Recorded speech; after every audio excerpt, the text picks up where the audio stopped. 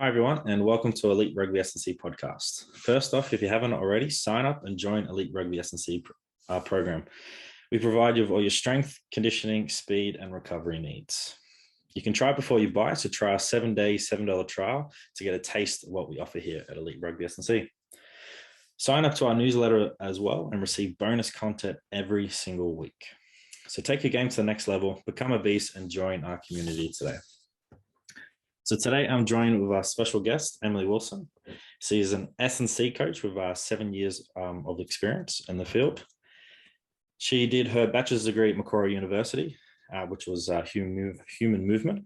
She also completed her master's at Edith Cowan, which is strength conditioning, and is a current level 2 ACA coach. Currently, she is with Southern Districts, looking after the under 15s, 16s, and junior development squads, and also assisting S&C coach for the top squads. She also looks after Netball New South Wales under 17s team and helping with their physical preparation, and is also an athletics coach as well. Her previous roles, she's worked with the Sydney Roosters NRLW, South Sydney NRLW, both being the head positions of the S&C there. Also has done sports science with the North Sydney Bears and is a former dance teacher as well. So a bit of everything. So g'day, Emily. How are you? I'm good. How are you? I'm going well, thank you. Hopefully I got everything correct in your little introduction there. But yeah, it's definitely an impressive resume. And yeah, it's great to have you on here today. Yeah, thanks for having me. So first off the bat, what sports did you grow up playing? Well, I wasn't doing your typical traditional sports. Being a previous dance teacher, you can probably already assume I was a dancer growing up. Did that for about 15 years. And because I was dancing 5 days a week, sometimes or some years, I could only really fit in other individual sports. So I did athletics, which is track and field, for those of you who don't know, for 18 years, and did all through juniors, did it through seniors, got to go to nationals a couple of times for javelin, but still did shot put discus along the side of it, but was mainly a stick thrower. But that was pretty much sport during childhood. Did all your PE and pass, where you got involved in all the practice and whatnot. But when we got a certain age in javelin, our coach didn't want us to go do team sports in case of risk of injury, which is a bit stupid, but that was just how it was. So I wasn't very fortunate to go play other sports, but I have now in my uni life with OzTag and a little bit of mixed netball. So we're getting around. Sort of feels like that when you're growing up. You get to that certain point of 15, 16, they're like, well, you have to make a decision. It's either this sport or that sport. And it's sort of disappointing because you just want to play both because you enjoy doing both and you don't want to do one or more than the other. And I think we definitely specialize a bit early over here in Australia compared to the States or something like that. Well, I would have done footy, especially sevens of some description if I had older brothers probably, but being the eldest of my family and not knowing that there was rugby league available, especially back when I was growing up, we didn't have any comps. I kind of missed out on that. And considering I'm so high up in my career now, I can't make the switch. It'll be way too hard, and risk of injury now because I don't want to be able to work kind of thing is still setting in. So I would have played footy, but obviously didn't. No, it's all good. But it's great to see all the women out there getting the opportunity now, which is good. Yeah, it's really good to see. So what made you decide to become a coach in athletics and then also an S&C coach? So the athletics coaching side of things was a no-brainer, considering I've always been at the track, and my coach was looking for someone to kind of take over the juniors because he didn't have the patience for them, whereas I did, given dancing was with the tiny tots, the babies, so I had plenty of patience. So it kind of delved into the part, people were saying it'd be good as a PE teacher, but I didn't want to do that. And I originally wanted to do physio like everyone else would be if they're involved in sport because, it's where you can get close to the action. So that's why I picked the human science degree at Macquarie to hopefully do physio there in post-grad. But when I got injured with my shoulder 1 year, I went to a different physio and they were like, well, what are you doing in the gym? They were asking lots of questions. And when I told him what we were doing, he's like, oh, you should be doing this, this, and this as well, which made me go down that rabbit hole, start researching what I should be doing as a javelin thrower and just generally in the gym. And it made me realize that our old coach, well, the current coach at the time, would just let us go in the gym, and it was like, oh, just do 3 sets of everything. You can use whatever equipment you want. There's no program, there's no progression, whatnot. We're just not building muscle. I was like, okay, that like obviously didn't make sense in my mind. I was like, oh, we should be taught how to do this, because obviously with dancing, we get taught everything and whatnot. So then I was thinking about that. And when the South Sydney Rabbitohs internship came up with their first grade men's team, we had the choice to do sports science or S&C, and I picked the S&C route because I want to learn how to make the gym a bit more efficient for myself, and like when I was training, and also bring that back to my athletes. And then even though I got given sports science, I had a big opportunity to be like, okay, this is what S&C is like. Females can do this too, because if I had known about it when I was in high school, when we were learning about it in PE, I would have been like, oh, that's really cool. Girls can do it. I'll go down that route straight away instead of physio. So yeah, when I did the internship at South, it was in my final year at uni, where I would choose either physio post-grad or go the Masters of Exercise Science, and then didn't really want to go up the ranks in physio, because even though I was already at the elite level, I couldn't guarantee that with physio. So I probably would do clinical for like probably my whole career, never get back to the sporting field. Whereas S&C, I knew I already had that path and window into it straight away. So I feel like that kind of cemented that decision. It's really interesting, that point you said, that your first experience training the gym, there's no structure, just go out and play, do whatever you want. But then in dancing, it's the opposite. You're constantly being taught and probably criticized to a point, but also getting taught how to do it better. And I think that's a really cool sort of story that you have as well. How can I then make the gym more like my dance class, where it's structured, tailored, and then I'll progressively overload and get stronger and better? Like who knew following a structured program would work, you know? Shocking, eh? But no, that's really cool story there from you, just saying how you got injured and you're like, well, you go into the physio, but then the physio is informing you how to be better in the gym, and you got to follow an S&C program. And I think for a lot of us, it's which will take me to my next point, is playing sport. You don't really get taught about S&C as much, you know, in terms of outside of the sport. And it's not really until you play the sport you're like, well, you can actually do S&C as a job. It's not really as advertised as much sort of growing up in sort of high school and all that, until you actually learn about it playing sport. So it's really cool that you were playing sport and got that exposure and got that experience, then pursue a career in it. I think that's awesome, but should definitely be advertised a bit more.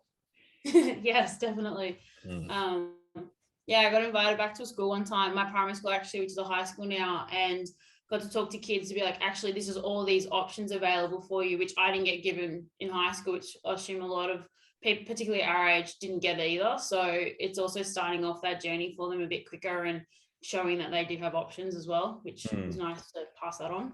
Because personal training is definitely advertised, but it's like it was for me. It wasn't until I was playing senior rugby, until I met my cousin Ben. He's like, I was like, oh, you can actually do this. It's pretty cool, you know. So what is your coaching philosophy? Well, mine is very, very simple. And I mean, I try and keep the session simple. I keep my instructions simple. And by doing that, I feel like I can maximize a lot out of our sessions to obviously get the end goal for the individual or the team.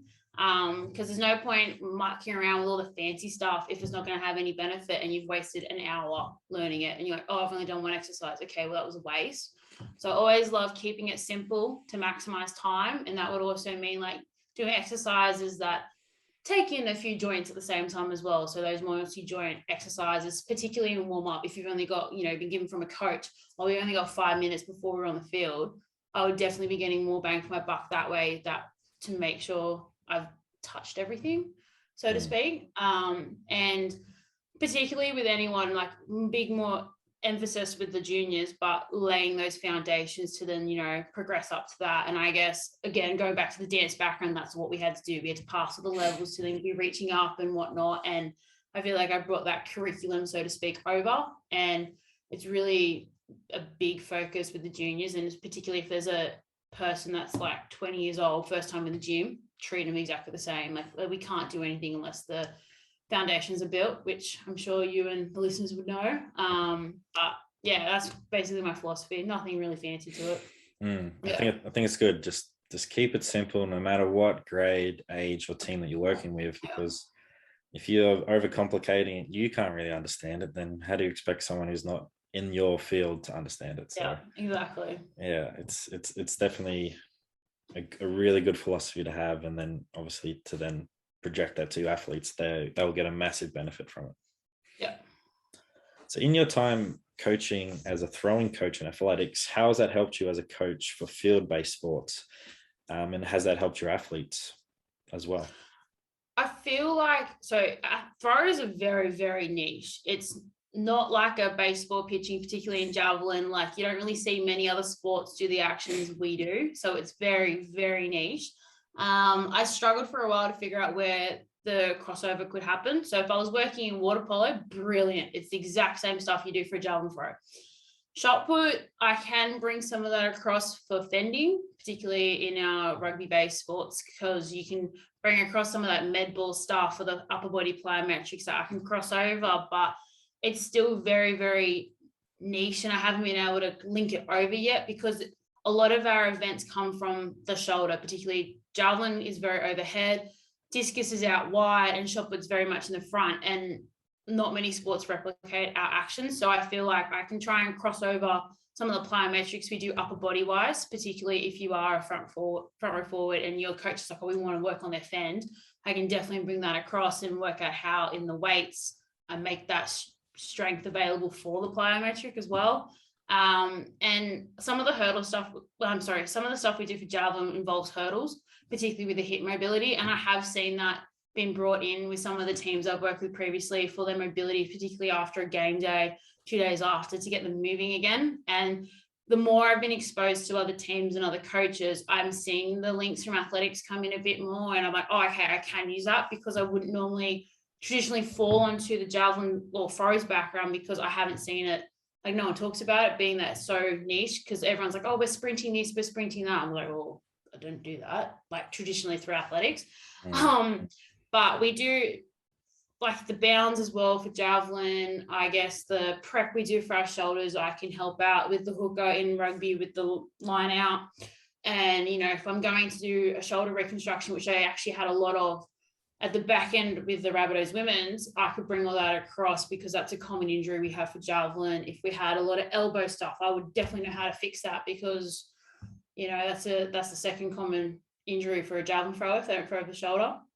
But yeah, it's really hard to link it over. I feel like if I was a sprint coach, it'd be like, oh, no brainer, like we do all this, you know, I can bring the tech across and I know how to do the wickets. But yeah, I kind of wish I didn't specialize as a thrower as a kid, because I've really narrowed that focus. But I think the more I get involved with rugby, I guess I can use it a bit more, given that they actually throw overhead and lift overhead. But I'm still very much in the beginning stages in the rugby world. So I'm sure it will come out more often. Yeah, definitely. And I think definitely with the shoulder rehab, you'll find your own system and structure to then put in place a lot of prehab movements in the gym, obviously to prevent it. But once that athlete does unfortunately have an injury, I think you're in a good position to really understand that shoulder and how to get it back to full health as well. So I think don't be too harsh on yourself with focusing on that niche. Like it's definitely going to pay off. Yeah. So what was it like working with the NRLW athletes? Because that's something not many people would know, because it's a fairly new professional sport. So what was that experience like? Well, my experience was very different so I did the 2020 season, and that was the COVID season. So it was very different to what the girls had beforehand. And basically everything they had previously, I couldn't go off because we weren't allowed to do certain things because of the biosecurity rules that the NRL put out. So the gym was in a change room. So we had a lot more space, and you always had to pack it up and bring it back out. The training was a bit more skills based, because the other thing with NRLW is that year it was put at the end of their regular season. So our regular season got pushed back as it was for COVID, and that grand final was played a week before our round one. And because being with the Roosters, the Central Coast Roosters, which is kind of like the feeder team, was in the grand final, and that took away 15 of our players in that grand final. So like it was a bit more of a battle trying to work out the periodization, because you've got their club training, especially if we had 2 weeks of preseason as well. So they're still in clubland doing all that. We had to make sure the girls that were in the finals and the grand final weren't getting smashed with our training. But then at the same time, the clubland games were done in 15-minute quarters because of COVID, because as trainers, we weren't allowed to go out in the field with water. So they got drink breaks at 15 minutes, whereas NRLW, full 30-minute halves. So that was the other thing that was a bit tricky, because like we still needed these girls in clubland to be ready for a straight 30-minute game. But when you think about it, someone scoring would be the same amount of time in our quarter break. So I was like, okay, well, it's not going to be too bad if we have some scores going on the table and whatnot. But if no one scores for a whole half, how are we going to be prepared for that? So it was a very tricky kind of negotiation. And obviously the S&Cs on clubland weren't willing to give me adjust for that. And there was, a little bit of butting heads. But I mean, in the end, we got there. We got to the grand final. So something must have, linked up. And then it was more like we got our conditioning based on conditioning games, because we needed to install the Rooster way, and we had players from all different clubs who didn't know it, and with a new coach to put in his perspective on the game, we figured that would be the best way to prep it. And then game day was pretty much like every other game day to me. Nothing really changed. It's a new team song, a new uniform. But it was really weird with COVID. You couldn't go up to anyone. It was like stay within your bubble. And it was really weird because we all have friends in different clubs. We know some of the reporters and whatnot. And then you couldn't go see your family members either, because some of the girls had to stay away from their families in hotels or in an Airbnb, because if a family member was on a high risk, for them to be allowed in the team, they had to relocate. So I was one of them, because my dad's job was putting me at a risk. So I had to go live in Bondi for 6 weeks, which wasn't too bad. And then, so I couldn't go, you couldn't hug your family on the sideline, get the photos, we had to maintain distance. It was a bit weird. But all in all, it was a pretty good experience, considering it was like a COVID style. But looking at the footage this year, you got to see it was normal, like gym sessions were happening properly, and they had a little bit more prep. So we were supposed to have 6 weeks, we had 2 weeks prep before our 4 games, and getting COVID tested every week was fun. So yeah, it was very unusual, to say the least. So what was the gym program like, coming for those girls who just played a whole season, grand final, then 2 weeks, and then straight into another season? What was that transition like for those girls, and what was it like during the whole season? Well, the thing with the gym program was a lot of the players have their own personal S&C. So given that we didn't have a lot of prep and we didn't want to change too many things before the games, I made the executive decision, also with the physio putting some influence in, that we get them to send the program. If there's things that I felt like needed to be added in, I'll suggest it, but we didn't want to change too much for them too quickly, because given that we're peaking for technically finals. So the NRLW, if you make it to the grand final, it's pretty much like you're playing 3 final games, like semi-final games into a grand final. So when you're thinking periodizing it, you're not changing much. You're it's kind of like a mini taper each time, because, you want to win. And these girls have also come off another taper. So you could do round 1 was like a transition, build up for rounds 2 and 3, and then half of round 3, and then you're playing grand final week after. So it was very tricky. So gym maintained the same, their S&C looked after it, and only the girls though who got kicked out earlier were on a gym program. It was basically your usual strength, power, total body. So we weren't really heaving up, loading up the legs, so they were dead for training. So it was a little bit of everything. So it was the fatigue kind of flatlined hopefully during the week for them. And with the gym program, the bigger emphasis was on the recovery. So look at what I could change and control. So that was also making sure we had ice. We did the ice baths, the compression, the rolling. We did especially when we went to Canberra, we stopped multiple times to walk and whatnot. But yeah, it was very tricky. So there wasn't much you could change. Again, 2 weeks preseason, 4 weeks game, it was more like a maintenance phase. That's what my mentor recommended too during it. That's good. It sounds like you made the best of challenging Yeah. situation.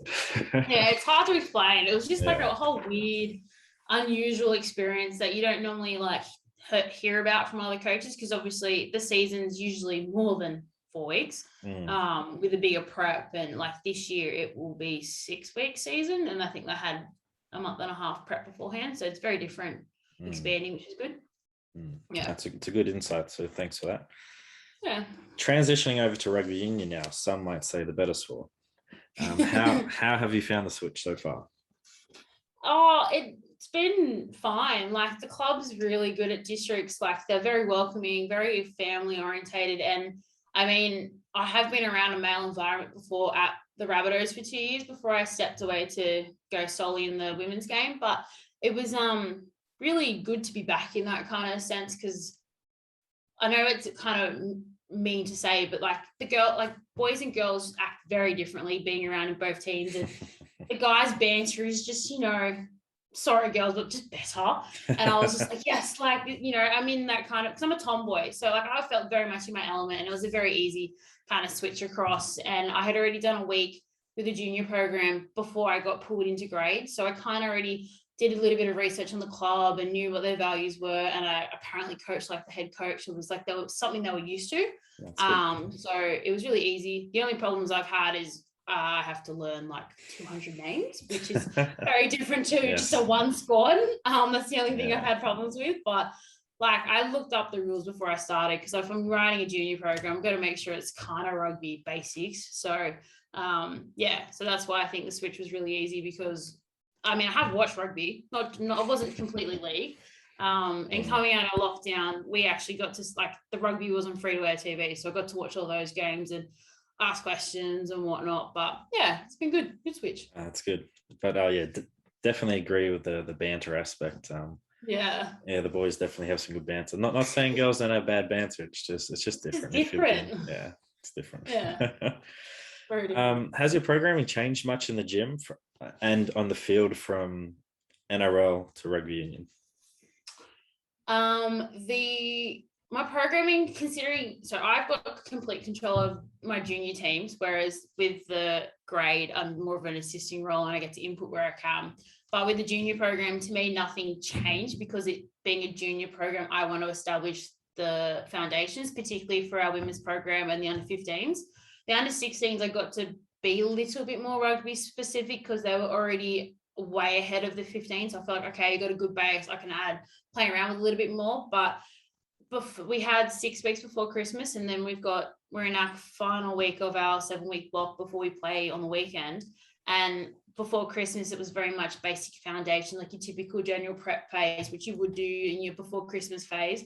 And then after, the skills periodization plan the coaches put out started to include more scrums, more line out. So as that was starting to come in, I would make the trunk work a bit more fitted to like your typical trunk that you do for scrums. I know you guys call it core, but I hate saying that word. Everyone's probably just going to be like, oh, she said it on air. But so we changed it. So I changed it into that, so it mirrored up with their skill development, so to make it easier for them to understand, get into the positions a bit better. But I mean, I would do the exact same for a league, or would do the exact same for javelin or netball when I was in it. So obviously kept the same general prep, but then made it a little bit more specialized as we were getting closer to our game. On the field, it was very much the same in terms of speed, acceleration, change direction. I was actually brought in more from netball than I did from league, because we did more of a netball speed stuff, because that sport is very high pace compared to where previous coaches didn't give me enough time in league to put the speed in. So I could bring more of that from what we were doing in netball land. Because I once visited one of the first grade teams for league, and I noticed the drills were exact same as we did netball. I was like, oh, sweet, cool. Like, we already know this. I can bring that over. So that's what I did for the junior program, and the conditioning changed a bit, because normally, like with league, you do it for like a set of 6, give a shorter rest, go again, and it's very it's easy to get the reps consistent. Whereas union, you never know how many tackles or whatever rucks you're going to get, so it made them go a little bit longer, I think, is how I from memory did it. But still kept some of the similar league rehab conditioning in it, but just tweaked it a tiny bit. But there wasn't much to do because they're juniors. So try to keep it as basic as possible to get good movement patterns in.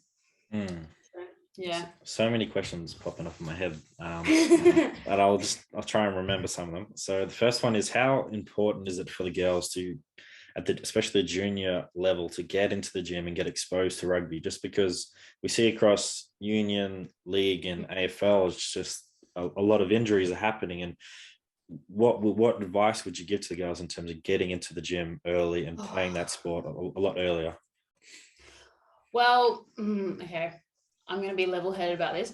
Yeah. So the reason why they're getting all those injuries is because if you look at a boys' development path, they're in the gym from 14 or sometimes even younger. And usually in those junior programs, there's an S&C with them, making sure they're doing everything right and, building hopefully appropriate movement patterns and muscles and whatnot. That's necessary. Hopefully. Us girls, we haven't had that because most of the clubs are starting their professional teams at 18-year-olds and up. If you're lucky enough with a club that has money, with I know this is a league example, but with Tasha Gale, which is under 19s, there's another, I can't remember for life what the under 17s comp is called, but they are getting their own S&Cs to then now bring those girls into the gym. So it's really hard for some girls, because I do coach a lot of females in my own S&C squad, and they don't feel comfortable going to the gym because they're worried people are going to look at us and think we're really uncoordinated. Why are we doing that kind of thing? And I completely understand where they're coming from, because it took me a while to be confident to do that in the gym. Even though it's my job, I should be fine with it. So if you can find someone that can help you, particularly if you've got a little bit of, cash in the bank, it's a massive investment to grab yourself your own S&C, to walk you through all that kind of stuff. And if there's someone that's actually done your sport, they might be able to help out with you with a little bit of skills training as well. Particularly, they're going to understand your game a lot more, which makes it a lot easier for you to, have conversations. You can probably even ask them about certain plays, so that's a kind of like good mentor you could potentially have. But yeah, if you can get in the gym as early as possible, find someone that can help you. They can also get you in that right step with also your nutrition, your recovery, what you should be doing in your day kind of thing. And you might be able to give them a bit of like playing career advice as to like where I should go. Have you heard anything in the rumor mill kind of thing? Because that's what it seems to be done with the top players. If the ones that are playing right now and had to do it on their own, they've gotten their own S&C, and because Clubland haven't been able to support them that way. So that's generally the pattern. And then, or go to a club, try and get a rep program that will do that for you as well. If you're very lucky to be given that opportunity. But it's very important. Yeah, I think for the female athletes, with that point you said about getting judged and like we're a bit uncoordinated and all that, don't worry about it too much, girls, because the amount of athletes I've coached from juniors to seniors, some of them are just Gumby and will never get it. So they're just they're just as self-conscious as you are. So I think we're all on the same. Some of the great boys run the same arm as legs still, and they're like 25 years of age. So I'm pretty sure we can, master that bit, girls. But yeah, if you get in the gym, you get strong, you're better movers, you're not going to less likely to get non-contact injuries. Yeah, no, definitely. Yeah. What does a normal week look like at Southern Districts in terms of the gym and the field for people who don't know of Southern Districts and Shute Shield? What does it look like? So our club trains 3 times a week on the field, and 1 week formal gym day with us. And then because of the resources we have available, so we can allot 1 gym day with the coaches, and then so Sledge and I, and then the rest of the gym days they're going to do on their own in their own time, which the club has a gym available for them to come in whenever they're free and use it. They just have to juggle around whenever the junior teams are there, or the women's teams. And it's pretty much a typical evening time slots for the training during the week, because these players are still working, if not casually, part-time or full-time. So it's pretty much like a women's kind of setup. They work, then they come to training, and then they go. They're going to also do the recovery on their own as well, because we, again, don't have the resources, and we're finishing at like 8:30, 8:45 at night. So we get them to go do that in their own time, go do the contrast showers at home. And then the gym they normally do on a Saturday morning, and that's what we've been doing in preseason. And then it's all going to change next week with our first trial game. But that's pretty much the basics. Like we have, like you do your screening, then you go into your prep. We've got warm up. We've got our S&C block, as we call it, and we rotate. And then obviously it's skills. And then when that's all happening, I get the rehab boys running and job done. Come back, do it again. That's pretty much it. It's just a basic week. Yeah. How important is routines for your athletes in terms of working full time, studying full time, and then having to come train, which is a full time gig as well? So how important is that, and what advice would you give to people to just to maximize their days and weeks for training? I feel like if you're a junior, the school routine, like your routine makes your performance because it's so structured. Like you go to school, you wait, like you got everything covered for you. You're still very much eating when you're told to. Whereas when you get older, that's when you really need to hold on to that, because you could be skipping meals and then you're dying at training because you don't have enough fuel in the tank. So if you can sort out your routine from your sleep, so if you start backwards, to make sure you get a minimum of 7.5 to 9 hours of sleep, if you can, and then work off. So that's how you can work out your bedtime, which is so important, your wake up time. And you might, like, especially if you're female, have breakfast within the first hour of waking up, because it helps us with our metabolism and our hormones and everything. And then if you are rushing to work and skipping your breakfast, you are literally starting off your fuel source for training that day off on a bad note. Like, I'm not a dietitian, so I can't really put too much input on this because it's out of my scope, but it is so important that you need to eat so you can actually maintain work, do your training, recover properly so you do not get injured. So a big thing in our club is that we hydration test the boys. So we get them pee and we measure how their water levels is, because if you're not hydrated, you're going to get injuries. So that's a big thing with your prep, is making sure you're drinking enough water throughout the day. And I mean, if you can fit your work in, you fit your work in. But I noticed that the girls, particularly girls, do this really well, that if you're working early in the morning, like they'll bring their food to training while we're having our chat, or like after, the bonding at the end, they're eating their dinner once they've gotten off the field. So then all they have to do is go home, shower, get ready for bed, and then they start the next day. They've asked us about how to bring their food in better portions. So like microwave breakfasts. So like either it's going to be, you can do overnight oats, but you can put scrambled eggs in a jar. And that was like convenient meals. Once we educated them, their routine was a lot easier, because that's where we put the focus on food, sleep, recovery. And it was a game changer for them. And I mean, it also depends on your job. So it's really hard to kind of set the routine if you don't know, like it's based on their job. So like if you're a tradie, you're going to definitely make sure like nutrition and recovery is your top priority, especially if you're going to be digging all day and you've got training that night.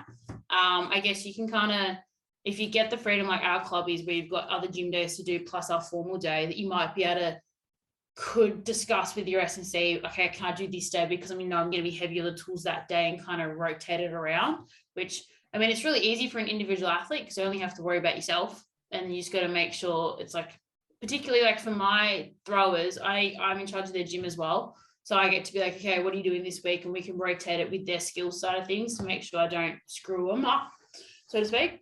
But yeah, if you can kind of map it out from your sleep, put your nutrition in, and somehow get, I mean, not saying a career change, but if you're floating around from casual jobs, try and find one that will best suit your training, because if you want to make a career out of your sport, that should be your main focus. And I know you have to pay the bills, but try and pick a job that will be flexible enough for that. So like working at a gym as a receptionist would be perfect, because then you don't have to pay for a gym membership.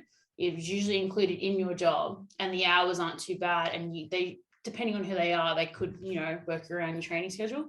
So, yeah. No, I think you've provided some really great points there, especially around just focusing on that nutrition and getting that energy in, so you can do the workload on that day. And I think it's really cool how you guys have that one structured gym session. Yep, we'll all go show up, train together, but then it's allowing the athlete to then fit their schedule. And I think that's really cool. And it'll come back down to the athlete communicating to your coach, like, hey, just like you said, from a tradie, I'm going to be heavy on the tools. Can I change my gym session to this day? Or something's come up, I've got a heavy workload or uni life or anything like that. I think it's just really important for athletes listening. Make sure you communicate to your coach, because the worst thing you can do is just not tell us, and then we're just wondering where you are, and you're like, and then we get angry, and it's just not a good. So definitely communicate, but also we got to communicate to you as well and let you know that. Yeah, because I remember one time with rehab, one of them was like dying more than normal, and it was a basic session. I was like, "Did you eat today?" And he goes, "Oh, I haven't eaten anything this breakfast." And this was like at 7 o'clock at night. I was like, "Oh, you should know better than this." And like, it was, he could get injured from being fatigued and, unfortunately roll his ankle in a ditch. And the same with the girls. But girls, it's even more important because of your cycles. But yeah, it's so stupid when I hear an athlete's like, "I haven't eaten today." I was like, right, cool. We're gonna have to fix and find a solution for this. It's just bad prep. Yeah, imagine playing. Yeah, go. Well, for some people, food's just not on their brain, but for someone like me, it's definitely on my brain. I'm definitely focusing on when I'm eating and what I am eating. Yeah. So I just don't understand how people can't have food on their brains. So, I don't know either. I can't function without food.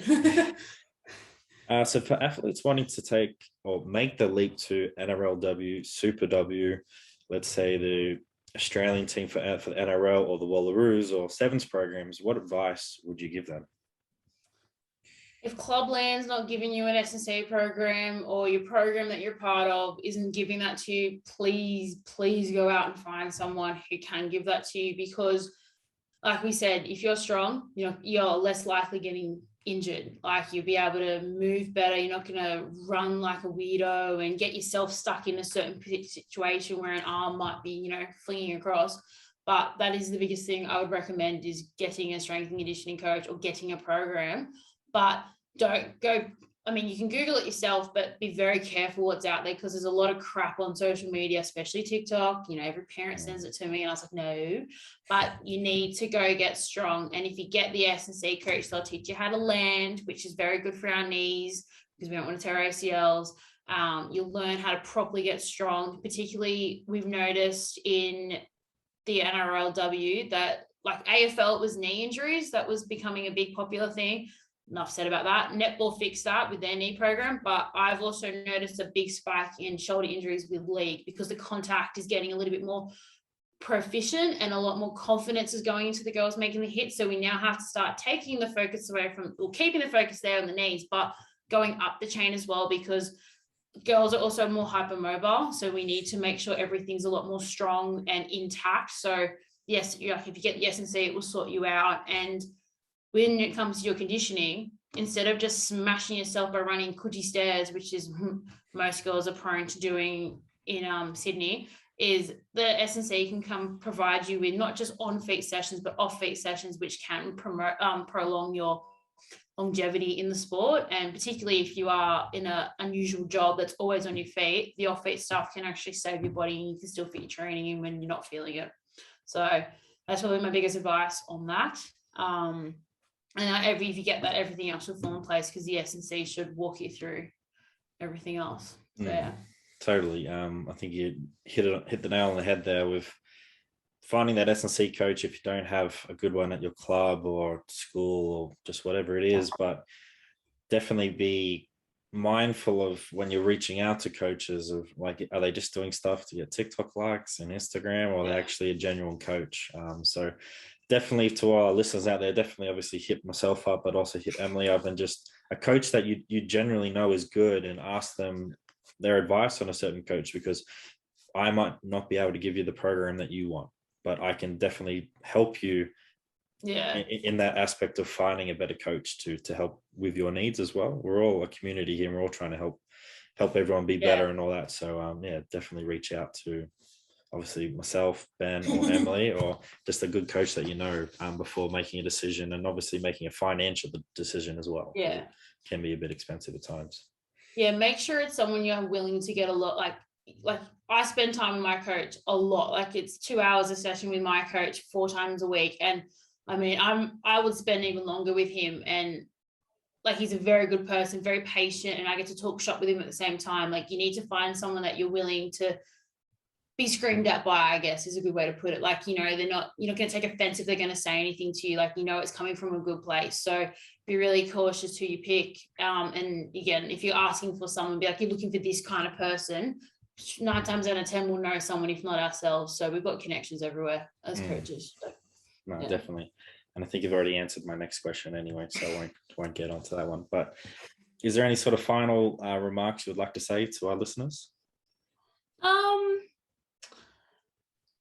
I mean, just go get strong, I guess. That solves majority of problems. But I mean, if you're a female, I know I'm going to side with them a little bit more because it's who I'm working with the most. But if you're a female who's trying to take their game to the next level, not only just, think about your strength, but actually listen to your body. And I mean, I'm trying to be a competitive weightlifter. I haven't competed for a while because of COVID, but I definitely know there's round up days and round down days with my weights, and actually listen to your body, because you might be slow because you need a rest. And like, guys can listen to this too, but for girls, there's also a hormonal reason why we're like that. So I feel like you need to really listen to your body and take the necessary steps to fix it, because there's certain things that go on in our bodies that aren't normal, that can be resolved through diet, training, nutrition, and going to ask for help. So I feel like that's another thing listeners should take on board, and guys can do the same thing, but ours are very obvious if certain things happen, especially with reds and whatnot. But so I feel like listen to your bodies, and because 9 times out of 10 it's giving you evidence that something's going wrong. So be really good to listen to that. So to our listeners, I am definitely going to bring Emily back and talk more about that, and how to train female athletes, and also how to maximize their performance so they're out there on game day performing at their best, and also performing their best at training. So definitely keep an eye out for that episode as well. So Emily, where can people find you on social media platforms? So I've got 2 accounts. I've got my main account on Instagram, which is just, I'll make sure I send it to Kieren. It's em.wilson, but instead of an L, it's a 1, because my name is so common. And that's where I do reshare majority of the stuff, like with research and whatnot. And then sometimes I put stuff up, but all my coaching stuff, because I was being nice to all my friends who aren't in S&C or Sportland, I have a page called EJ Athletica, which has everything up there. And if you see a lot of throwers on that page, you know you found it, because we're in peak form right now. But yeah, I'm most likely more active on that, but I do have LinkedIn. I don't answer it as much, but you can chuck a connection if you want, but send a message before you do, so I know who you are. I won't just add a random. But yes, that's where you can find me on those platforms. Yeah. Awesome. So thanks for tuning in to another episode of Elite S&C Podcast. Remember to like, subscribe, and rate Elite Rugby S&C on Spotify, YouTube, and Instagram. Sign up to become a beast today via link in description or via Instagram page. But also sign up to our newsletter and receive bonus content each and every single week. So don't wait, make that good decision and join Elite Rugby S&C today and take your game to the next level. So thanks everyone for watching and listening, and thank you, Emily. Thanks for having me.